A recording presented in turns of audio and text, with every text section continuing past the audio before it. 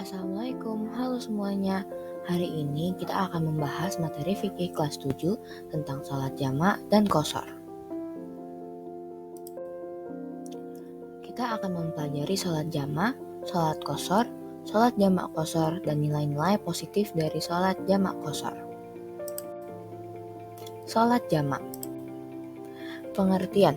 Menurut bahasa, jamak berasal dari kata jam'ah yang artinya mengumpulkan.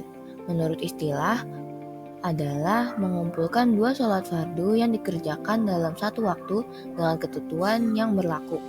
Sholat fardu yang bisa dijamak adalah sholat zuhur dengan sholat asar dan sholat maghrib dengan sholat isya. Sementara itu, sholat subuh tidak boleh dijamak. Macam-macam sholat jamak. Yang pertama ada jamak takdim. Jamak takdim adalah mengumpulkan dua sholat fardu dalam satu waktu dan dikerjakan pada waktu yang pertama. Yang kedua ada jamak takhir.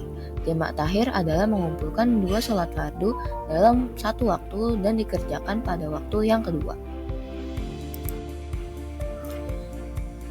Kemudian ada syarat diperbolehkan sholat jamak. Yang pertama ada sedang dalam perjalanan jauh dengan jarak minimal 16 farsakh atau kira-kira 81 sampai 83 km. Yang kedua, perjalanan dilakukan untuk tujuan yang baik. Yang ketiga, dalam keadaan sakit atau kesulitan. Yang terakhir, sholatan dijamak bukan sholat qadha melainkan adaan atau tunai. Syarat sah. Syarat sah sholat jamak takdim. Yang pertama, ada mendahulukan sholat yang pertama, berniat jamak pada sholat yang pertama. Yang ketiga, ada dikerjakan secara berturut-turut, tidak ada jeda yang lama antara dua sholat tersebut.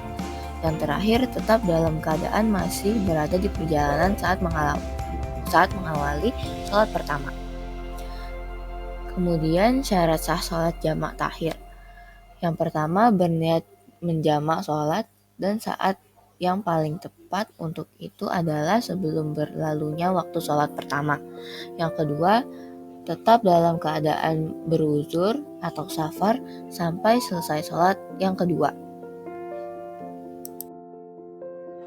Sholat qashar.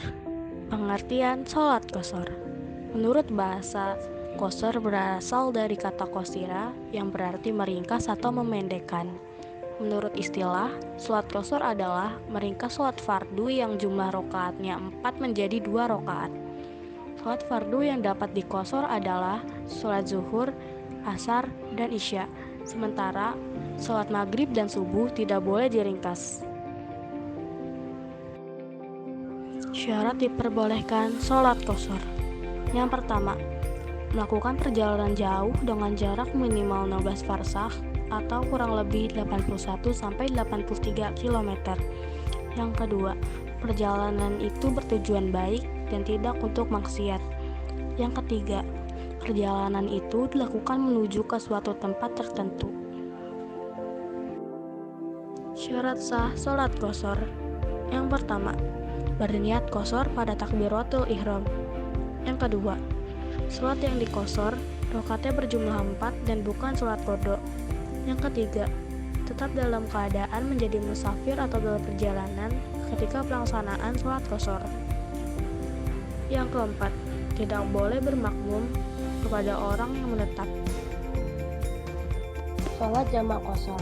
Sholat jamak qashar adalah mengumpulkan dua sholat fardu dalam satu waktu dan sekaligus meringkas rakaat. Hukum menjamak dan mengqashar sholat adalah mubah atau boleh bagi orang yang memenuhi syaratnya. Perintah untuk mengqashar sholat didasarkan pada firman Allah Subhanahu wa taala surah An-Nisa ayat 101. Wa iza darabtum fil ardi falaisa 'alaikum junahun an taqsuru minas sholati. Artinya, dan apabila kamu bepergian di bumi maka tidaklah berdosa kamu mengqashar sholat. Nilai-nilai positif dalam sholat jamak dan qashar. 1. Sebagai bukti kemurahan dan rahmat atau anugerah dari Allah Subhanahu wa taala kepada manusia. Allah Subhanahu wa taala sangat sayang kepada manusia dan di antara bentuk kasih sayang Allah Subhanahu wa taala kepada manusia tidak hanya dalam hal materi, namun juga dalam ibadah sholat. 2. Membuktikan bahwa ajaran Islam itu mudah dan tidak memberatkan bagi umatnya. Diperbolehkannya umat Islam sholat secara jamak dan qashar membuktikan bahwa agama Islam itu memberikan kemudahan dan tidak memberatkan bagi pemeluknya. 3. Menunjukkan bahwa tanggung jawab itu harus dikerjakan seberat apapun. Salat adalah lambang penyembahan, kepatuhan, dan ketundukan manusia kepada Sang Khalik Allah Subhanahu wa taala sebagai pencipta berhak untuk disembah. Oleh karena itu, apapun kondisinya, salat harus dilaksanakan sebagai bentuk tanggung jawab dan konsekuensi diri sebagai makhluk ciptaan Allah Subhanahu wa taala. Sekian video pembelajaran dari kelompok kami yang terdiri dari Islamina Milo Faraidanti, Andini Putri Rizwa, Salira Farah Anas, dan Gizela Nur Aini. Kurang lebihnya mohon maaf. Wabillahi taufiq wal hidayah. Wassalamualaikum warahmatullahi wabarakatuh.